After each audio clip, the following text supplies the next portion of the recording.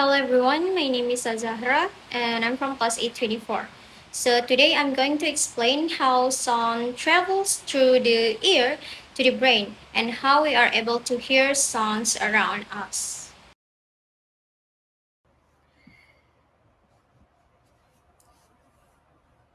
As you can see on the screen, the ear has three main parts: the outer ear, the middle ear, and the inner ear. Each part has an important role in helping us hear. First, sound enters through the outer ear. The outer ear includes the pinna and the ear canal. The pinna is the part we can see.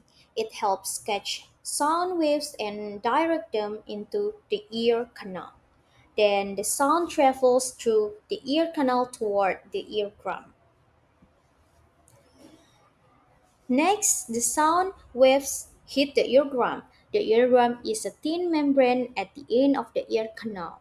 When sound waves touch it, it begins a vibrate. This vibration is the start of the hearing process. After that, the vibrations move to the middle ear. In the middle ear, there are three tiny bones called the malleus, incus, and stapes. These are the smallest bones in the human body. They work together to amplify or make the sound stronger before sending it to the inner ear. Then, the vibrations enter the inner ear, especially the cochlea. The cochlea is shaped like a spiral or small snail. Inside the cochlea, there are special hair cells. So we cannot see these hair cells clearly in the picture because they are extremely tiny and microscopic. So these hair cells change the vibration into electrical signals. And finally, these electrical signals travel through the auditory nerve to the brain. The brain receives the signals and interprets them as sounds such as music, voices, or other noises. This is how we are able to hear. So that is the process of how sound travels from the ear to the brain. I hope these explanations helps you understand how our hearing system works. Thank you for watching. Wassalamualaikum warahmatullahi wabarakatuh. Assalamualaikum warahmatullahi wabarakatuh. Hello everyone, my name is Az-Zahra and I'm from class A24. Today I will explain about top-down and bottom-up processing and listening, and I will also give three cases to show why an activity can be classified as top-down, bottom-up, or a combination of both. Top-down processing. Top-down processing happens when we use prior knowledge to understand new information, especially if it is familiar and not too complex.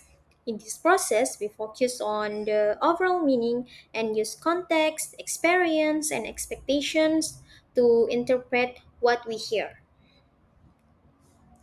Bottom-up processing. Bottom-up processing happens when we deal with unfamiliar or complex information and misanalyze details step by step. So, in this process, we focus on sounds, words, pronunciation, and sentence structure to build meaning from small parts. Now, let's move to the cases. For the first case, students decide whether the listening text is formal or informal.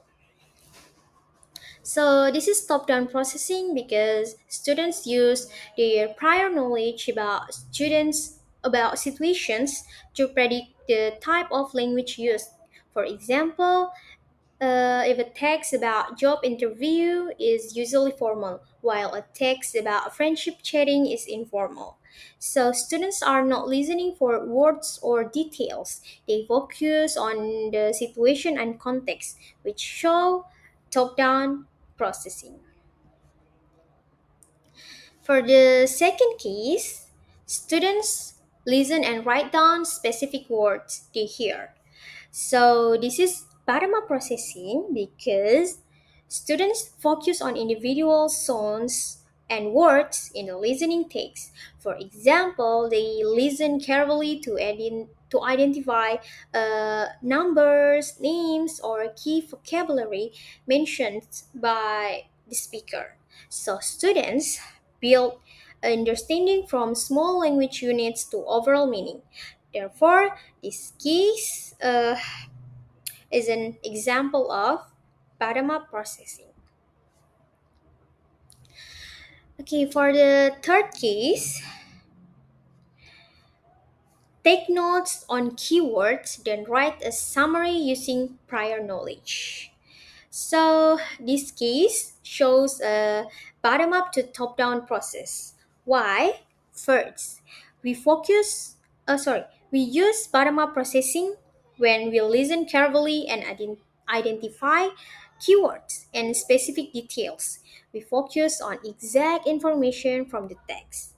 And then we use top-down processing when we connect those keywords with our prior knowledge and background understanding to create a meaningful summary. So the process starts from details and moves to overall meaning. That is why this activity is classified as bottom-up to top-down processing. In conclusion, top down processing focuses on prior knowledge and overall meaning, while bottom up processing focuses on details and language forms. In real life listening, but process usually work together to help us understand spoken language effectively. So I think that's all from my explanation. Thank you for watching. Wassalamualaikum warahmatullahi wabarakatuh.